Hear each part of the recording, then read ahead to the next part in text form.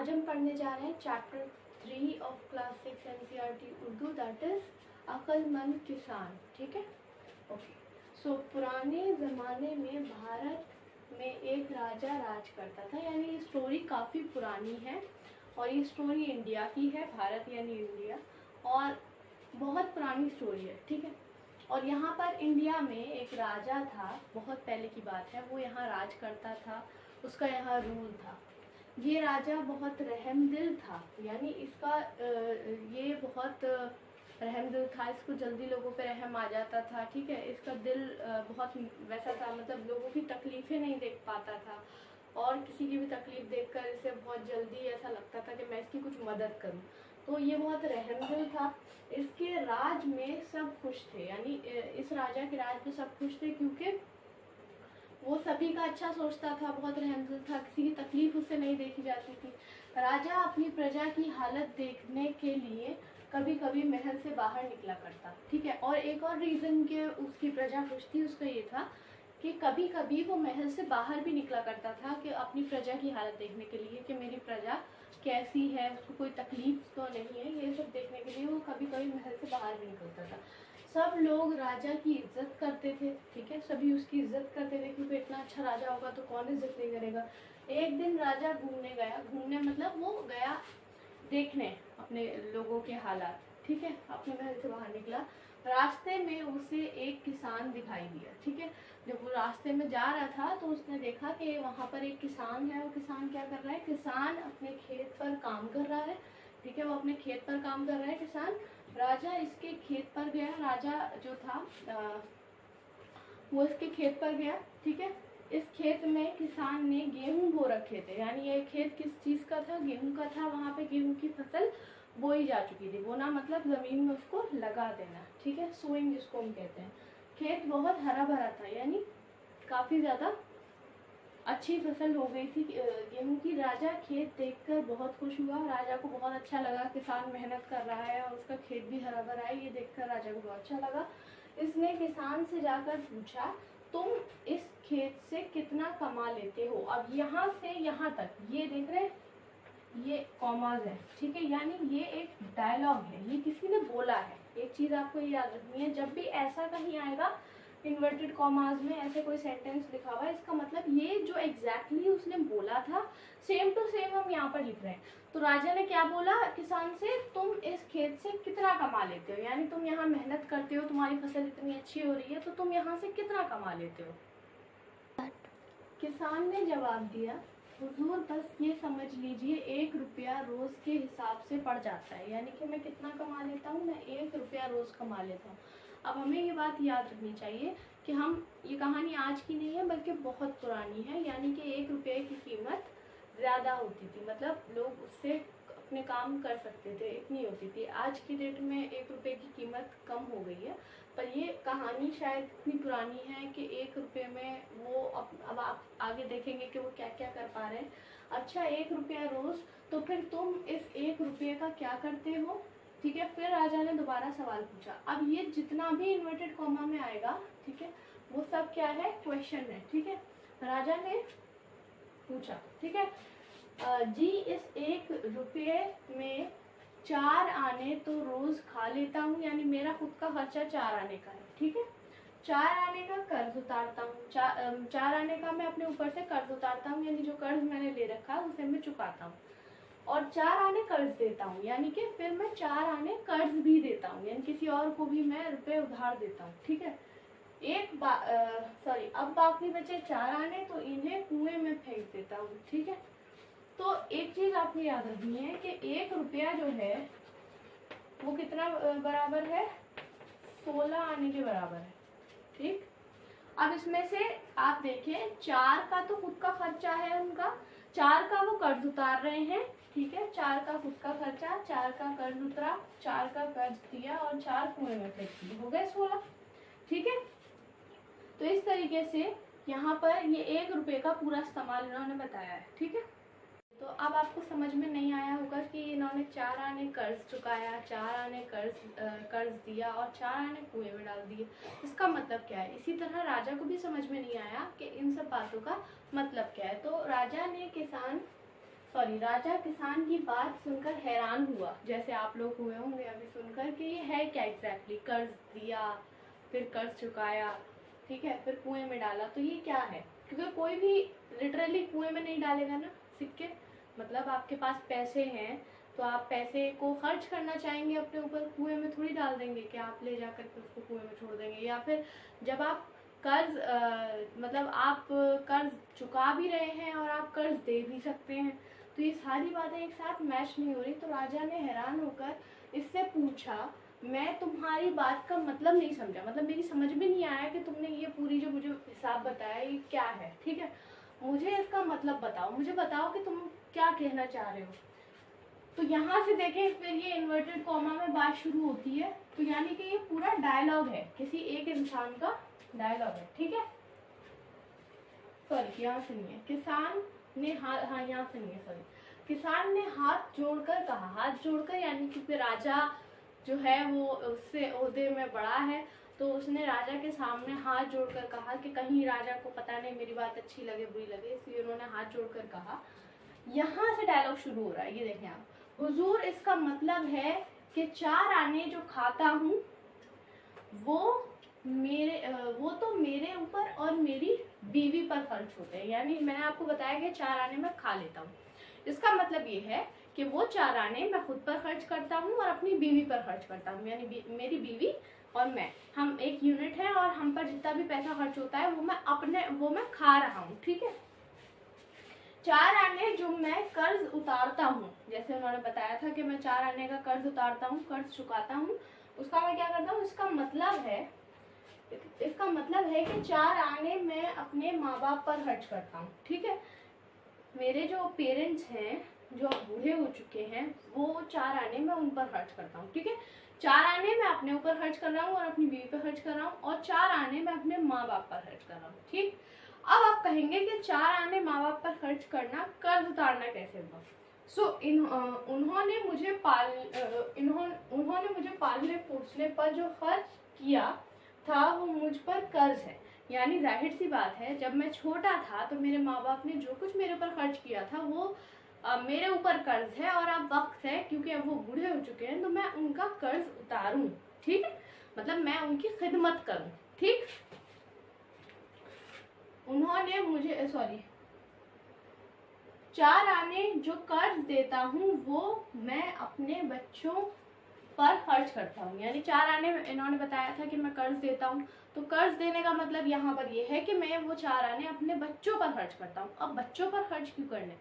अब जाहिर सी बात है, इनके माँ बाप ने इन पर खर्च किए थे तो ये लौटा रहे हैं, है ना, माँ बाप को, कि उनकी सेवा कर रहे हैं, खिदमत कर रहे हैं, उन पर खर्च कर रहे हैं, उनकी ज़रूरतें पूरी कर रहे हैं। अभी अपने बच्चों पर खर्च इसलिए कर रहे हैं ताकि जब ये बूढ़े हो जाएं और इन्हें ज़रूरत पड़े किसी की हेल्प की, किसी की सेवा की, किसी की खिदमत की, तो बच्चे वो कर्ज वापस कर सकें। यानी जो कुछ इन्होंने दिया बच्चों को वो वापस इन्हें मिल सके, ठीक है।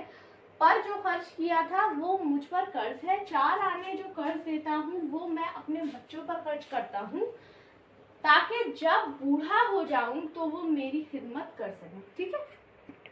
चलिए आगे, 4 आने जो कुएं में फेंकता हूँ तो इसका मतलब है कि मैं इतना खैरात करता हूँ। खैरात करना मतलब दूसरों की मदद करना, ठीक है, जो ज़रूरतमंद है उनकी हेल्प करना, ठीक है, तो इतना मैं खैरात करता हूँ। अब ये हुआ पूरा हिसाब, ठीक। हिसाब को एक बार हम जरा लिख लेते हैं। 4 आने बूढ़े माँ बाप पर खर्च हो रहे हैं, ठीक है, बूढ़े माँ बाप पर, ठीक है। 4 आने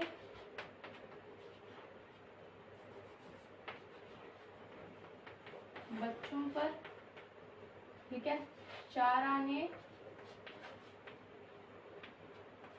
खैरात और 4 आने किसान और इसकी बीवी, ठीक।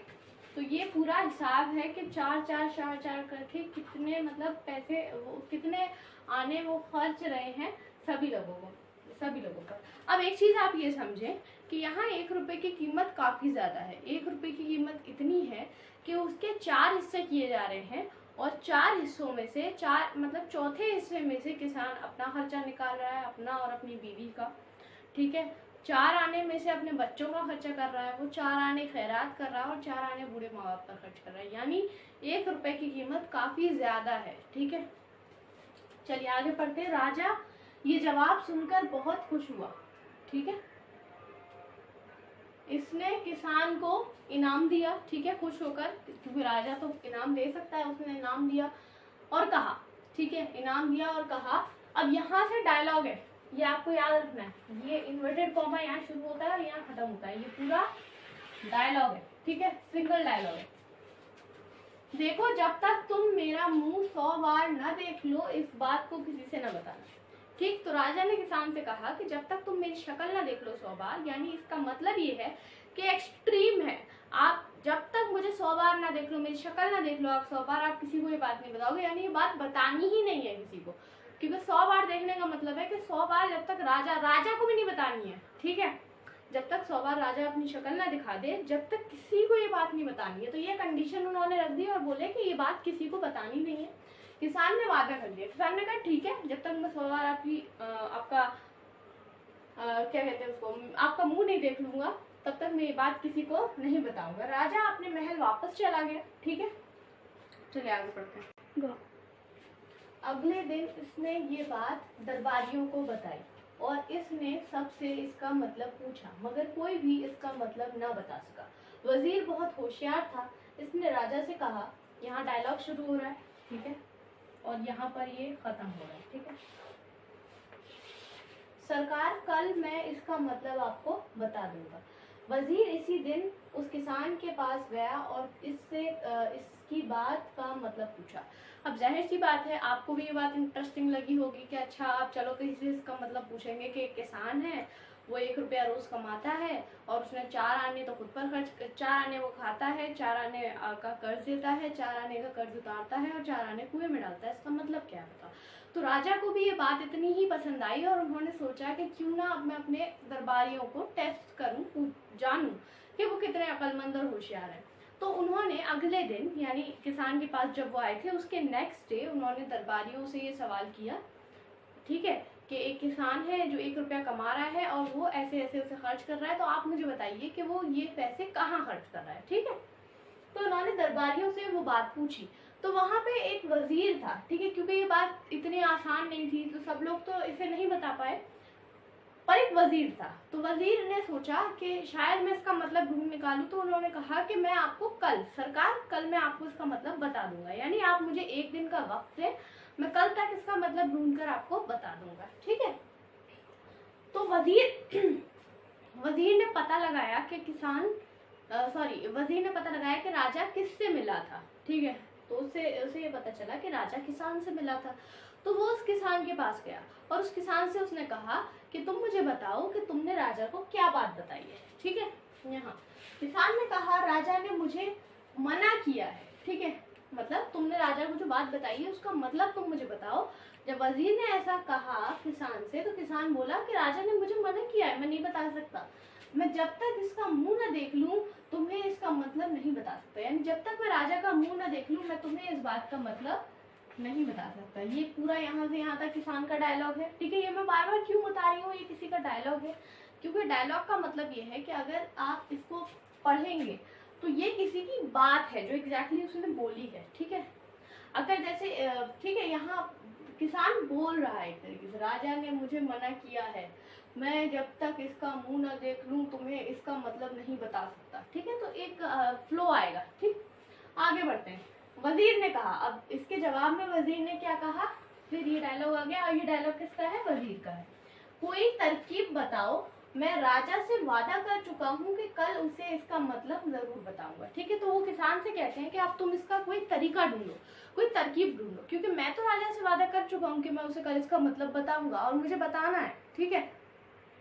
किसान कुछ देर तक तो सोचता रहा और फिर इसने कहा, ठीक है, एक तरकीब है, मुझे 100 शर्तियाँ दो, मैं तुम्हें ये बात बता दूंगा, ठीक है। तो किसान, जब वजीर ने कहा कि तुम इसकी कोई रास्ता क्यों नहीं निकालते, ठीक है, तुम तो अक्लमंद हो, तुम इसका कोई रास्ता निकालो कि किस तरीके से मुझे वो राज भी पता चल जाए और राजा का वादा भी न टूटे। तो किसान ने कहा ठीक है, तो एक तरकीब है मेरे दिमाग में, तुम एक काम करो, मुझे 100 अशर्फियाँ दो, ठीक, 100 अशर्फियाँ दो और उसके बदले में मैं तुम्हें राज बता दूंगा, ठीक है। तो वजीर जो था वो कुछ भी देने को तैयार था, क्योंकि उसे तो अगले दिन राजा के सामने उस राज का मतलब बताना था। तो इसलिए वजीर ने कहा ठीक है, मैं तुम्हें 100 अशर्फिया दूंगा। वजीर इसके लिए तैयार हो गया, इसने किसान को इसी वक्त 100 अशर्फियाँ दे दी। किसान बहुत खुश हुआ और इसने वजीर को सब कुछ बता दिया, ठीक है, पूरी बात बता दी कि इस तरीके से मैं अपने माँ बाप पर खर्च करता हूँ, फिर बच्चों पर करता हूँ, फिर खैरात करता हूँ और मैं अपनी बीवी पर खुद पर खर्च करता हूँ। तो पूरा हिसाब उसने वजीर को बता दिया। अगले दिन दरबार में राजा ने वजीर से किसान की बात का मतलब पूछा, ठीक है। नेक्स्ट डे क्या हुआ कि क्योंकि वजीर ने वादा किया था कि मैं आपको बताऊंगा अगले दिन, तो फिर राजा ने पूछा कि भाई अब अगला दिन हो गया, बताइए आपको क्या पता चला। तो वजीर ने किसान की बात का ठीक ठीक मतलब बता दिया, ठीक है, क्योंकि वो तो बिल्कुल मतलब किसान ने एग्जैक्टली उसको जो मतलब बताया था वही उसने यहाँ पर बता दिया। राजा को किसान पर बहुत गुस्सा आया। राजा को पता चल गया कि ये किसान ने ही ये बात इसे बताई है, इसे खुद पता नहीं चली है, इसने खुद इसका मतलब ढूंढ कर नहीं निकाला है, बल्कि किसान ने इसको ये बात बताई है। राजा को किसान पर बहुत गुस्सा आया, क्योंकि जब राजा ने वादा कर लिया था किसान से, तब भी वो उसकी बात नहीं मानी और उसका वादा तोड़ दिया और उसको सारी बात बता दी वजीर को। तो इस बात पर राजा को बहुत गुस्सा आया। उसने फौरन सिपाही भेजकर किसान को दरबार में बुला भेजा, ठीक है। तो फौरन उसने एक सिपाही से कहा कि जाओ तुम उस किसान को पकड़ करके यहाँ पर लेकर आओ दरबार में। दरबार कहते हैं कोर्ट को, वो जगह है जहाँ फैसले लिए जाते हैं, जहाँ सब लोग होते हैं, ठीक है। सो किसान दरबार में आया तो राजा ने कहा तुमने हमसे वादा किया था कि किसी को अपनी बात का मतलब नहीं बताओगे, लेकिन तुमने वजीर को सब कुछ बता दिया, तुमने वादा खिलाफी क्यों की, ठीक है। तो राजा ने किसान से पूछा कि तुमने जब हमसे एक बार वादा कर लिया था कि तुम इस बात का मतलब किसी को नहीं बताओगे, तो फिर तुमने उस वादे के खिलाफ क्यों गए? तुमने वादा खिलाफी क्यों की, तुमने क्यों तोड़ा वादा? तुमने सबको वजीर को सारी बात बता दी। किसान ने इसके जवाब में कहा कि सरकार, आपसे वादा किया था कि जब तक मैं आपका मुंह 100 मर्तबा न देख लूं, इस राज को किसी से न बताऊंगा, ठीक है। तो किसान अपनी बात शुरू करता है, वो कहता है कि मैंने आपसे यही तो वादा किया था ना कि जब तक मैं आपका चेहरा 100 बार नहीं देख लूंगा, ये बात किसी को नहीं बताऊंगा, ठीक है। आगे बढ़ते हैं। हाँ ठीक है, मगर तुमने एक मर्तबा भी मेरा मुंह नहीं देखा। तो राजा कहता है ठीक है, यही थी हमारी बात कि तुम जब तक 100 मर्तबा मेरा मुंह नहीं देख लोगे, तुम इस बात को किसी को नहीं बताओगे, लेकिन जब तुमने मेरा मुंह देखा ही नहीं, जब हमारी मुलाकात ही नहीं हुई, तो फिर तुमने ये बात क्यों बता दी? तो इसके बाद किसान कहता है नहीं सरकार, मेरे पास 100 अशर्फियाँ हैं, इन पर आपकी तस्वीर बनी है, मैंने 100 अशर्फियों को देख कर ही ये बात बताई। तो किसान इसके जवाब में ये कहता है कि मेरे पास 100 अशर्फियाँ हैं, ठीक है। उन सभी अशर्फियों पर जो राजा होता है, वो जो राजा होता है, सिक्कों पर उसकी तस्वीर छपी हुई होती है, इसलिए आपकी तस्वीर उस सिक्के पर छपी हुई है अशर्फी पर, और उन 100 अशर्फियों को ही देखकर मैंने वजीर को ये बात बताई है, ठीक है। राजा किसान की अक्लमंदी पर बहुत खुश हुआ और उसने उसे यहाँ पे 100 और था, ठीक है, 100 अशर्फियाँ और इनाम में दी, यानी 100 अशर्फियाँ वजीर ने दी और 100 राजा ने दी, 200 हो गई टोटल, ठीक है। किसान खुश खुश राजा को दुआएं देता हुआ अपने घर चला गया, ठीक है। तो किसान खुशी खुशी राजा को दुआएं देता हुआ अपने घर चला गया। ये तो हुआ इस पूरे चैप्टर का word by word explanation.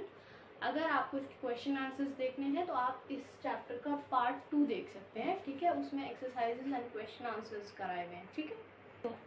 Welcome two part